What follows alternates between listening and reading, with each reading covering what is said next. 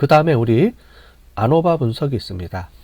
아노바 분석은 그룹이 3개 이상이 된다 그랬죠. 자, 여기 보시는 것처럼 그룹이 하나, 2개, 3개가 있습니다.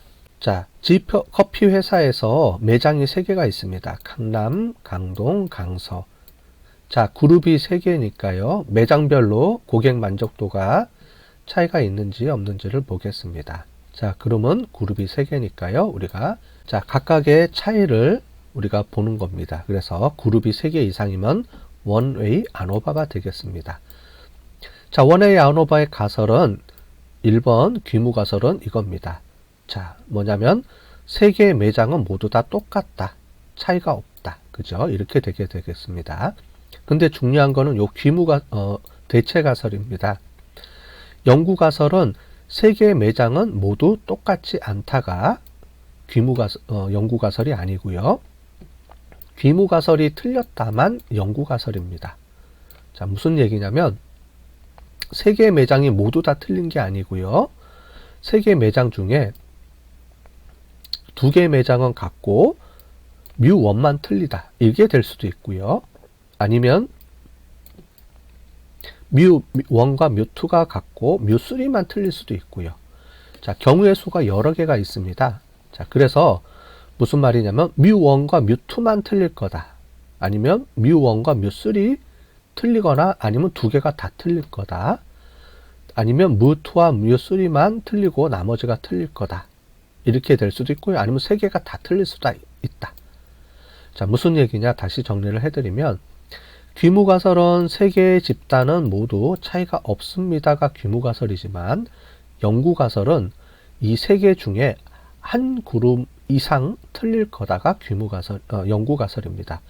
하나의 집단 간의 차이가 있을 수가 있고요. 2개가 차이가 있을 수가 있고 모두 다 있을 수가 있습니다. 어떤 경우든지 간에 다 같지는 않다가 귀무가설이 됩니다. 자, 그러면 이거를 왜 t테스트를 여러 번 하지 않고 아노바를 하느냐? 그거는 뒤에 가서 아노바 분석에서 왜 t테스트를 하지 않고 굳이 그룹이 여러 개가 있을 때는 아노바 분석을 하는지를 이론적으로 설명을 드리도록 하겠습니다. 자, 여기서는 우리가 우리 그 분석 기법에 대한 특징만 보는 거기 때문에 간단하게 설명드리면 그룹이 여러 개가 있다. 3개 이상이 된다. 그러면 아노바 분석을 한다. 이렇게만 이해를 하시면 되겠습니다. 자, 반복을 2번 했는데 반복을 3번 이상 하게 되면 Failed Sample t테스트를 확장하면 Repeated Measure ANOVA가 된다고 배웠습니다. 자, 그래서 사전 점수, 중간 점수, 또 최종 점수 이렇게 3개 간의 차이를 우리가 볼 때, 자, 그러면 이거를 우리가 Repeated Measure ANOVA가 되겠죠. 자, 그래서 6개월 어학 프로그램이 있는데 사전에 이미 한번 재고요. 어학 프로그램의 점수를 중간 때 한번 재고 최종 시험 때 한번 재서, 자, 이거는 프로그램이 끝에 효과가 있는지 없는지를 보려면 사전하고 최종 점수만 재면 되는데 중간에 이게 프로그램이 중간에도 어느 정도 효과가 있었는지 없는지 중간 효과를 검증할 때 쓰면 되겠죠. 그래서 이렇게 분석하면 되겠습니다. 자, 그러면 이거는 마찬가지로 우리가 Failed Sample t테스트처럼 각각의 점수의 평균이 아니고요. 사전 점수하고 중간 점수를 빼야 되겠죠. 그래서 뮤 D가 되겠습니다. 그죠? 그래서 이 점수하고 이 점수를 빼면 되겠죠. 여기는 차이가 없네요. 자, 두 번째는 중간 점수하고 최종 점수하고도 또 빼야 되겠죠. 그 다음에 사전 점수하고 최종 점수하고도 또 빼야 되겠죠. 자, 그래서 뮤 D가 3개가 나옵니다. 뮤 D 1번, 뮤 D 2번, 뮤 D 3번. 자, 각각을 차이를 다 빼서 재야 됩니다. 똑같이. 자, 귀무가설은 이 3가지 시점 간의 차이가 다 없다. 그래서 사전, 중간, 최종 점수가 모두 다 똑같다. 변화가 없었다. 라는 게 귀무가설이고요. 연구가설은 3개가 다 틀리다가 아니고 이 3개 중에 적어도 하나는 틀린 게 있을 것이다가 우리 연구가설이 되겠습니다. 자, 투웨이 아노바입니다. 투웨이 아노바는 우리가 관심 있는 변수가 2가지를 동시에 넣어야 될 경우가 있어요. 예를 들자면 우리가 치킨의 맛을 개발을 할 때, 치킨을 개발한다고 해봅시다. 자, 치킨의 맛을 결정하는 방법이 튀길 때의 방법. 그래서 기름에 튀기는 방법과, 그 다음에, 그 튀길 때 기름 온도와 방법 두 가지가 영향을 미친다고 해봅시다.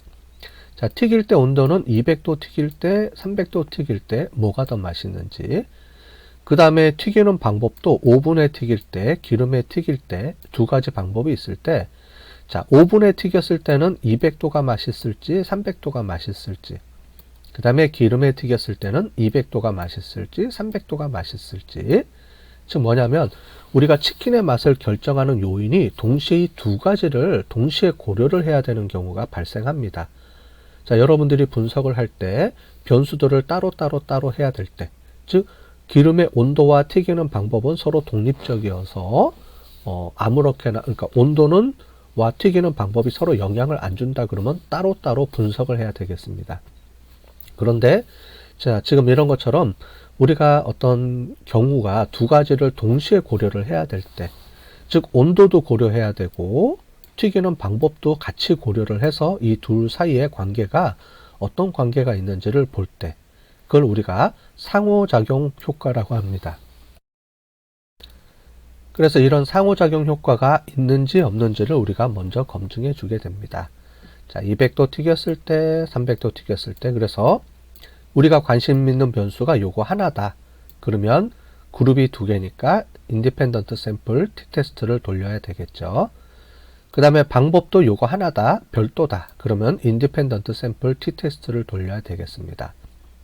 자, 그런데 우리는 온도하고 방법을 동시에 고려를 해야 된다. 그러면 우리가 t-테스트 아니고 투웨이 아노바입니다. 투웨이 t-테스트가 있나요? 없습니다. 그래서 이렇게 두 가지 요인을 동시에 할 때는 그룹이 두 개라도 우리가 상관없이 동시에 고려할 때는 아노바가 되겠습니다. 자, 합치면 총 4개 그룹이 나오죠? 그렇게 이해하시면 되겠습니다. 자, 그래서 귀무가설은 가장 먼저 튀기는 온도와 방법은 먼저 상호작용이 없다. 자, 얘가 가장 중요합니다. 이 두 가지는 이게 의미가 없으면, 상호작용이 없다라고 하면 그 다음에 각각을 우리 보시면 됩니다. 즉 상호작용이 없으면 인디펜던트 샘플 t-테스트를 2번 돌려줘도 됩니다. 자, 우리는 중요한 거는 여기서 상호작용이 있다 그러면 이 두 개는 무시하셔도 됩니다. 이 상태로 상호작용이 있으면 이 관계가 여기서 종료를 하시면 되겠습니다. 자, 이거를 좀 더 구체적으로 보면 그림으로 표시를 해줄 수가 있어요. 이걸 우리 평균 반응 프로파일이라고 합니다. 자, 이 평균 반응 프로파일인데 상호작용이 있을 경우, 없을 경우에는 이런 식으로 나오고요. 상호작용이 있을 경우는 이런 식으로 나오는데 좀 더 구체적으로 설명을 드려볼게요. 자, 지금 이겁니다. 자, 여기서 보시면 요거를 먼저 설명을 드릴게요. 상호작용이 있다. 자, 그럼 무슨 얘기냐면, 자, 200도를 튀겼을 때, 자, 요거는 요 반은 방법을 의미합니다. 요게 오븐에 튀겼을 때 값이 요렇게 변하고, 기름에 튀겼을 때는 값이 여기다가 요렇게 바뀝니다. 자, 요거는 기름에 튀겼을 때의 두 개의 값이고요. 자, 요거는 오븐에 튀겼을 때의 두 개의 값입니다. 자, 그런데 자세히 보시면 온도를 기준으로 200도를 튀겼을 때는 오븐에 튀기는 값보다는 기름에 튀긴 값이 훨씬 더 맛이 좋죠. 자, 300도로 튀겼을 때는 반대로 오븐에 튀긴 값이 훨씬 더 맛이 좋습니다. 자, 그래서 무슨 말이냐면 200도 튀겼을 때는 기름에 튀겼을 때가, 그리고 300도로 튀겼을 때는 오븐에 튀겼을 때가 값이 더 좋아서 그림으로 그리면 이렇게 X자 모양이 나타납니다. 자, 그래서 서로 크로스가 됐죠. 그래서 서로 방법이 영향을 서로 주고받는다는 겁니다. 자, 200도로 튀겼을 때는 기름, 300도로 튀겼을 때는 오븐이라는 방법의 값이 서로 변화를 일으켰다라고 하는 겁니다. 그래서 상호작용 효과는 이렇게 변화를 일으킬 때 이렇게 표시를 해줍니다. 자, 분석을 해보면 상호작용 효과가 있으면 여기 보면 요 효과만 나오고요. 얘는 의미가 없게 나옵니다. 자, 그래서 보시면 방법도 효과가 없고 온도도 의미가 없다. 상호작용 효과만 의미가 있다. 이렇게 표시가 되고요. 분석을 하게 되면 여기만 의미가 있게 나옵니다. 자, 그러면 만약에 의미가 없게 나오면 상호작용 효과가 없다라고 하면은 이렇게 나오는데요. 이 값을 해석을 해 볼게요. 자, 여기 보면 온도의 변화입니다. 온도는 200도 튀겼을 때 두 개가 거의 유사하죠. 방법에 기름 300도 튀겼을 때도 값이 의미합니다. 전체적으로 보면 이 값의 변화가 없습니다. 200도로 튀겼을 때 300도로 튀겼을 때 값이 그대로 유지가 되죠. 따라서 온도는 차이가 없다. 이렇게 나올 거고요. 자, 방법도 보면 이 방법이 거의 유사합니다. 만약에 방법이 차이가 있으면 옆에 보시는 것처럼 이렇게 차이가 있게 나옵니다. 기름보다 온도가 훨씬 더 높죠. 값이. 자, 그래서 여기 보면은 방법도 차이가 없습니다. 즉 무슨 얘기냐면 이런 그래프를 보면 세 개 다 의미가 없다. 이렇게 이해를 하시면 되겠고요. 그림을 그리는데 온도에 따라서는 이렇게 수평 바가 두 개가 나오면 얘는 자, 온도는 이 두 개가 거의 유사하기 때문에 온도는 차이가 없고요. 상호작용도 의미가 없고 다만 이 바의 차이, 즉 오븐 기름, 즉 방법에 따라서만 값이 이만큼 차이가 있게 나왔으니까 방법은 차이가 있습니다. 이렇게 결과가 나올 겁니다. 자, 반대로 요 바는 차이가 없고 200도, 300도 튀겼을 때 이만큼 전체적으로 온도와 따라서 차이가 발생하면 방법이 X가 나오고요. 방법은 차이가 없고요. 그 다음에 온도에 따라서는 차이가 이만큼 올라갔으니까 온도는 차이가 있다. 상호작용 효과는 당연히 없다. 이렇게 나오겠죠. 자, 이런 그림이 나오면 이렇게 해석해 주면 되고요. 자, 여기 보면 요 바도 차이가 있고요. 요 전체적으로 값도 이만큼 올라가 있네요. 따라서 방법도 차이가 있고 온도 간에도 차이가 있고요. 다만 상호작용 효과는 없습니다. 이렇게 우리가 해석해 줄 수가 있습니다. 자, 그래서 경우에 따라서 상호작용 효과가 있으면 이렇게, 상호작용 효과가 없으면 요 네 가지 그림이 나타납니다. 그래서 요거를 가지고 우리가 투웨이 아노바에 대한 인터랙션 효과와 각각의 효과들을 우리가 검증해 줄 수가 있습니다. 자, 그런데 인터랙션 이펙트에 또 다른 걸로 해서 요게 있습니다. 하나가 뭐가 있냐면, 자, 온도에 따라서는 여기는 차이가 없습니다. 근데 300도로 튀겼을 때는 차이가 많이 발생을 합니다. 즉 한쪽은 차이가 없고 한쪽은 차이가 있게 이렇게 값이 변화가 있습니다. 자, 이럴 때는 상호작용 효과와 하나와 또 다른 두 개 중에 하나가 효과가 있게 두 개가 나옵니다. 자, 이거는 우리가 투웨이 리피티드 메저 아노바 할 때 주로 나타나는 거기 때문에 요 바로 뒤에서 또 설명을 해드리겠습니다. 요 그림은 자, 투웨이 리피티드 메저 아노바입니다. 조금 전에 본 것처럼 우리가 값이 이렇게 나타납니다. 자, 이 값이 무엇을 의미하는지를 한번 설명을 드릴게요. 자, 지병원에서는 이번에 새롭게 아로마 테라피 치료제를 개발을 하려고 합니다. 개발을 했는데 효과가 있는지 없는지를 보려고 하겠습니다.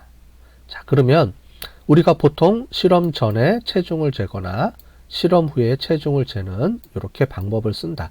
그러면 failed sample t-test 또는 아니면 시점이 3개면 repeated measured ANOVA라고 우리가 부른다고 했습니다.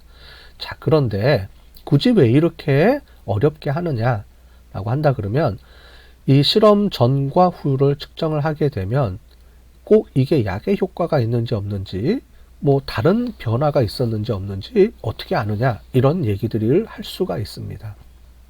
그래서 이런 실험 연구는 크게 두 가지를 합니다. 하나는 실험했을 때와 그 실험하지 않았을 때를 비교해 주기 위해서 두 가지 그룹을 나눠서 분석을 합니다. 자, 예를 들어 볼게요. 자, 이 치료제가 효과가 있는지 없는지를 검증하기 위해서 실험군으로 하나를 하고요. 즉 향기요법으로 치료를 받는 그룹이 하나, 그렇지 않은 그룹이 하나 비교해 주기 위해서 얘는 치료하지 않은 그룹입니다. 자, 실험군은 그래서 약을 투약한 그룹, 대조군은 약을 투여하지 않은 그룹, 여기서는 아로마 테라피 치료제를 투여한 그룹, 그렇지 않은 그룹, 이렇게 나눈 겁니다. 자, 그래서 이 두 가지 그룹 간의 차이를 보는 겁니다. 자, 그랬을 땐 이 두 가지 그룹에 전과 후를 다 재야 되겠죠. 그죠? 대조군도 전, 후를 재고요. 실험군도 전, 후를 잽니다. 그래서 이 둘 사이의 관계를 보게 되는 거예요. 자, 이럴 때 우리가 똑같은 통증을 가지고 우리가 재는데 이 통증의 차이가 있고 없고를 나타내 줍니다. 자, 이거는 이제 그 병원에서 실제로 실험한 이제 내용인데요. 무슨 말이냐면, 자, 여기서 우리가 수술을 하게 되면 이제 CS라 그래서 이제 흉부외과입니다. 흉부외과에서 이제 심장 수술 이런 걸 하게 되면 이제 배를 이제 가르고 이제 수술을 하게 되겠죠. 그러고 나면 이제 통증이 심하게 됩니다. 그 통증을 심하게 돼서 진통제를 이제 투여를 하게 되는데, 진통제를 될 수 있으면 적게 투여를 해야 돼요. 자, 그런데 진통제, 이제 통증이 심하면 진통제를 맞아야 되는데, 그러면 진통제를 좀 덜 맞게 하기 위해서 방법이 없을까? 그래서 대체 효과가 요즘 많이 나옵니다. 그 중에 하나가 이제 아로마 테라피 치료를 해서 향기요법이라고 그러죠. 촛불이라든가 아니면 이런 향기요법 그 치료제를 이용을 해서 우리가 디퓨저나 이런 걸 이용해서 통증을 좀 완화해주는 방법이 있습니다. 자, 그랬을 때 과연 이 치료제가 통증 완화하는데 얼마나 효과가 있는지를 보는 겁니다.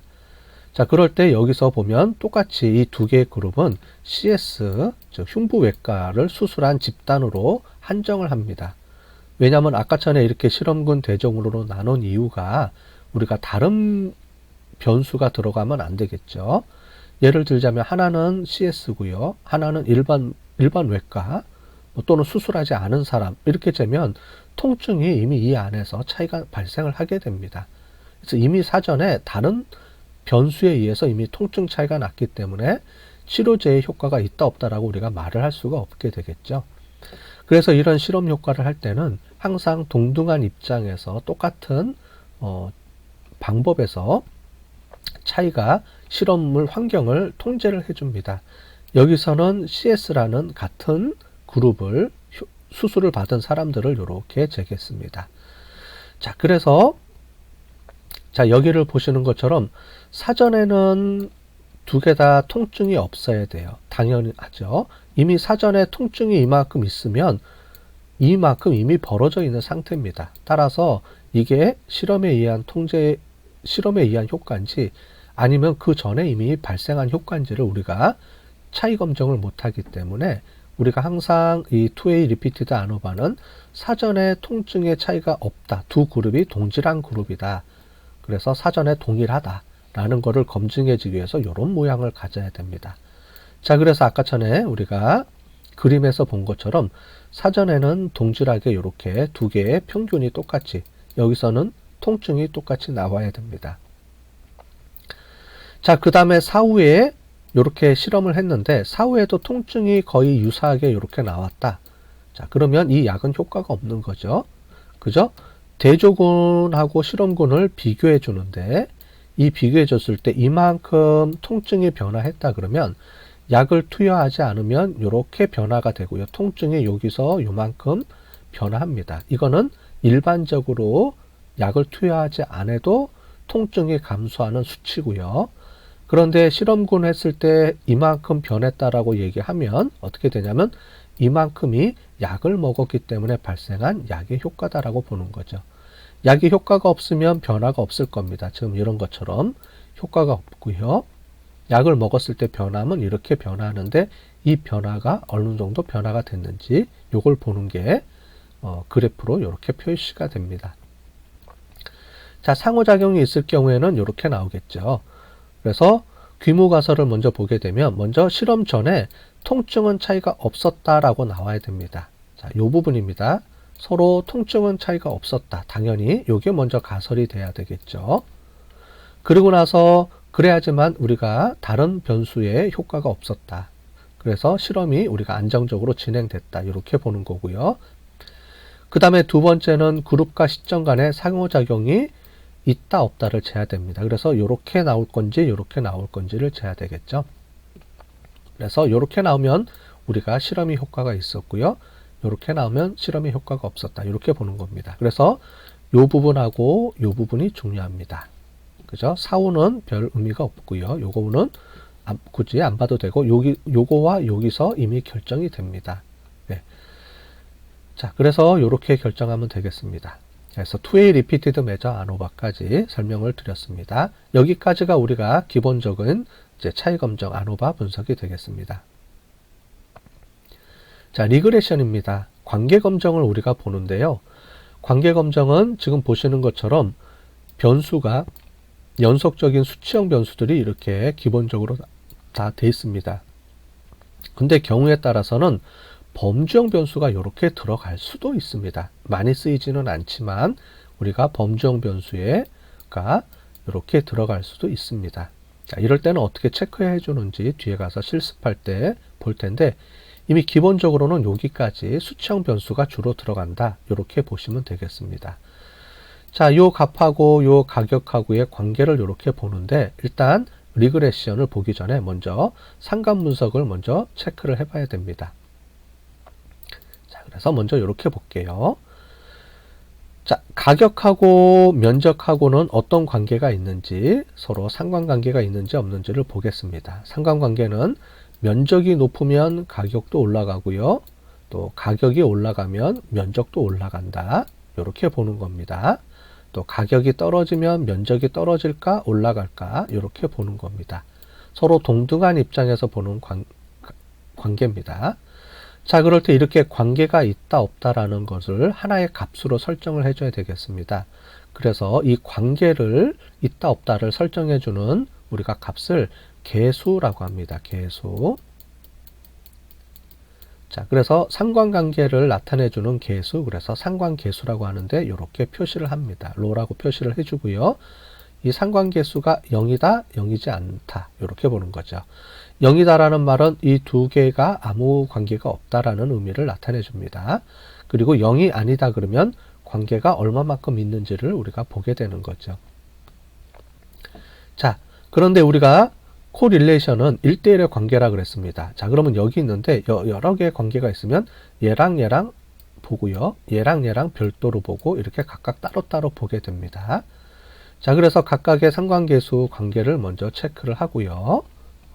근데 이 상관관계 계수가 나온 다음에 우리가 리그레션 회귀 분석으로 연동을 해줄 수가 있습니다. 회귀 분석은 지금 보시는 것처럼 면적에 의해서 가격이 결정된다라고 체크가 되면 이렇게 값이 화살표가 하나로 바뀝니다. 여기는 두 개로 이렇게 돼 있죠. 그래서 얘가 얘한테 영향을 미칠 수도 있고 얘가 얘한테 영향을 미칠 수도 있고 서로 이런 겁니다. 관계가 있는 거니까. 자, 근데 얘는 가격이 면적을 결정하지 않는다라고 보는 겁니다. 단지 화살표가 한쪽 방향으로 갑니다. 그래서 얘를 원인 변수라고 하고요. 원인. 그리고 얘를 결과. 그래서 면적에 의해서 가격이 결정된다라고 되면 상관관계가 아니고 인과관계로 변화가 됩니다. 자, 그럴 때는 상관 분석이 아니고 우리가 리그레션, 인과 분석을 할 수 있는 이 리그레션을 우리가 돌려주게 됩니다. 자, 상관 분석하고 리그레션은 상관관계냐 아니면 인과관계냐 이 차이를 가지고 우리가 보게 되고요. 데이터 측면에서 보면 1대1로 놓고 보는 거고 여기서 보면 여러 가지 변수들이 동시에 들어갔을 때 봅니다. 그래서 여기 보시는 것처럼 우리가 이거를 베타라고 하는데 베타는 회귀계수 값입니다. 얘를 베타라고 합니다. 자, 그랬을 때 베타 1, 베타 2, 베타 3부터 해서 쭉쭉쭉쭉 되어 있는데 모든 회귀계수 값들이 다 0이다를 검증하는 겁니다. 아노바하고 똑같습니다. 아노바에서 했서처럼 여기 보시는 것처럼 면적, 품질, 모든 데이터 베타들이 있으면 이 베타들이 모두 다 0이다.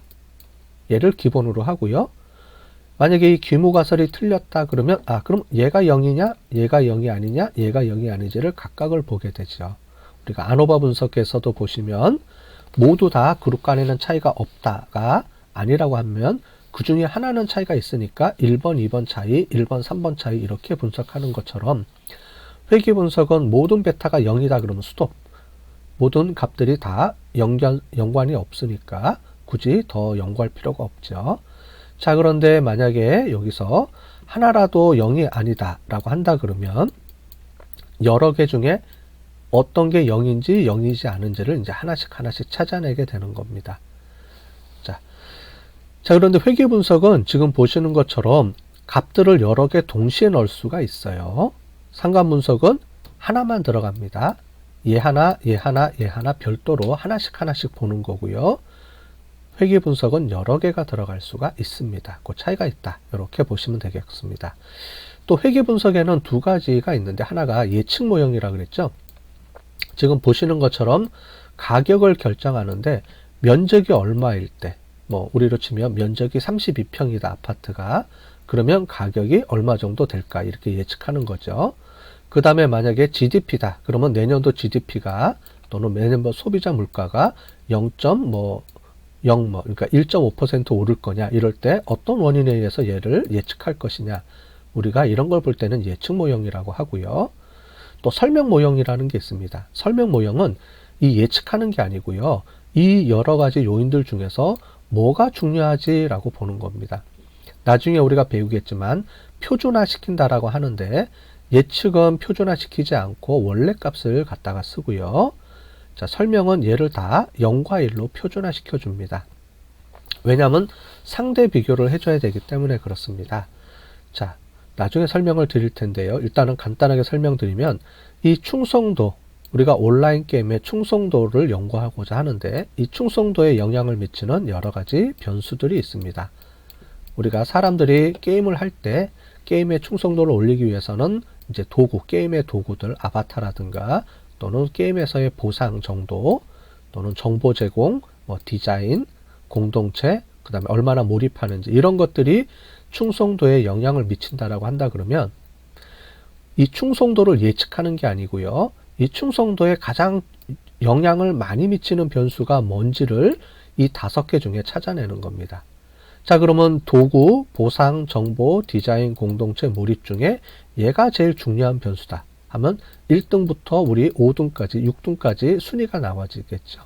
예를 들자면 여기가 뭐 0.3, 얘가 0.2, 뭐 이런 식으로 하면 값이 가장 높은 게 가장 중요한 변수가 되겠습니다. 자, 그래서 설명은 우리가 연구하고자 하는 것이 이 독립 변수들 중에서 어떤 변수가 가장 중요한 변수지 얘인지 알아맞히고 싶을 때, 알고 싶을 때 쓰는 게 우리가 설명이고요. 예측은 이 변수가 뭐가 중요한지 상관이 없습니다. 그거보다는 가격을 얼마가 될까라고 예측하는 거예요. 이런 것들을 값을 집어넣었을 때 가격이 그러면 얼마가 되지. 그 다음에 우리가 GDP가 얼마가 되는 건지만 예측해 주면 되기 때문에 그럴 때는 우리가 예측 모형, 그게 아니고 우리가 어떤 변수가 중요한 변수인지를 알고 싶을 때는 설명 모형, 이 두 가지를 동시에 사용할 수가 있습니다. 자, 이 리그레션을 조금 변형해서 사용하는 게 우리 로지스틱 리그레션입니다. 로지스틱 리그레션은 다 똑같은데 결과 변수가 지금 이것처럼 두 가지가 되어 있습니다. 자, 하나는 뭐 양성, 악성, 우리가 유방암을 진단한다고 할 때 결과는 우리가 유방암을 통해서 악성인지 양성인지를 보는 겁니다. 자, 우리가 튜머라고 하는데 조직 검사에서 혹 또는 이렇게 얘기를 하는데 그거를 떼서 이제 검사를 합니다. 그래서 이렇게 검사를 하게 되는데요. 이 검사를 해서 검사의 이제 크기라든가 질감이라든가 이런 것들을 쭉 해서 우리가 이거를 가지고 이 조직이, 유방암 조직이 양성인지 또는 악성인지 보는 겁니다. 양성은 우리가 암이라고 암이라고 안 하고요. 우리가 악성을 암이라고 부릅니다. 양성은 혹은 있지만 이거를 제거해 주면 되고요. 악성이라고 하면 이 악성은 우리가 암이기 때문에 항암 치료를 병행한다거나 이렇게 별도로 해줘야 됩니다. 자, 그랬을 때 유방암 진단을 할 때 양성인지 악성인지 두 가지 중에 하나를 결정해야 됩니다. 자, 그럴 때는 우리가 로지스틱 회귀 분석이라는 것을 사용하게 됩니다. 여러분들이 이 결과 변수를 보고 일반 회귀 분석이냐 아니면은 로지스틱 회귀 분석이냐 간단하게 우리가 확인할 수가 있습니다. 자, 왜 이렇게 하는지는 나중에 이론 시간에 좀 더 자세하게 이게 어떤 의미가 있는지 왜 이렇게 하는지를 우리가 배워보도록 하겠습니다. 자, 그 다음에 이렇게 설명하는 거죠. 자, 이거는 우리가 했으니까 넘어가도록 하고요. 자, 우리 그 다음에 마지막으로 카이스퀘어 테스트가 있습니다. 이 카이스퀘어 테스트는 지금 보시는 것처럼 두 가지 변수가 다 범주형 변수입니다. 자, 예를 들어 볼게요. 흡연과 폐암 간의 관련성이 있는지를 보고자 합니다. 자, 그러면 폐암을 선택하겠죠. 폐암이 없는 사람, 그 다음에 폐암에 걸린 사람, 이렇게 우리가 그룹이 두 개가 있다고 해봅시다. 그 다음에 흡연한 사람 중에 흡연한 사람, 흡연 안 한 사람, 흡연한 사람들이 있겠죠. 자, 그러면 정상인 사람들 중에서도 담배를 안 피우는 사람, 피우는 사람, 그 다음에 폐암에 걸린 사람들 중에서도 담배를 안 피운 사람, 피운 사람이 있겠죠. 자, 그래서 이렇게 수치가 나오면 이 둘 사이가 과연 흡연이 폐암에 영향을 줬는지 안 줬는지 이렇게 우리가 보고 싶을 때 카이스퀘어 분석이라고 하는 것을 이용하게 됩니다. 자, 그래서 이렇게 두 가지 관계가 있다 없다를 하게 되면 우리가 독립성 검증이라고 하고요. 그게 아니고 폐암에 따라서 차이가 있다 없다 이렇게 우리가 보게 되면 우리가 동질성 검증이라고 합니다. 독립성, 동질성 검증은 우리가 이미 사전에 우리가 범주형 자료 분석할 때 간단하게 우리가 설명을 드렸는데 이거를 카이스퀘어 분석을 통해서 어떻게 디테일하게 하는지는 우리가 뒤에 가서 우리가 실습을 하면서 이거를 어떻게 왜 이렇게 분석하는지 통계량이라든가 이런 것들은 뒤에서 또 자세하게 설명을 드리도록 하겠습니다. 자, 카이스퀘어 분석은 그래서 둘 다 범주형 변수입니다. 여태까지 우리는 평균이 하나라도 있어야 됩니다. 자, 지금처럼 독립 변수가 수치형 변수가 되고요. 아니면 우리가 일반 차이 검정에서는 우리가 그룹 변수와 평균 차이 검정 이렇게 봐야 되고 관계 검증은 두 개 사이에서 둘 다 수치형 변수거나 특별하게 로지스틱만 이렇게 바뀝니다. 자, 그런데 카이스퀘어 분석은 둘 다 범주형 변수입니다. 수치형 변수가 안 쓰입니다. 그래서 두 개가 다 범주형 변수를 가지고 볼 때 쓰는 게 카이스퀘어 테스트다 이렇게 이해하시고 우리가 분석에 활용하시면 되겠습니다. 자, 그럼 이것으로 우리가 그 전체적인 분석 기법들에 대해서 쭉 설명을 드렸습니다.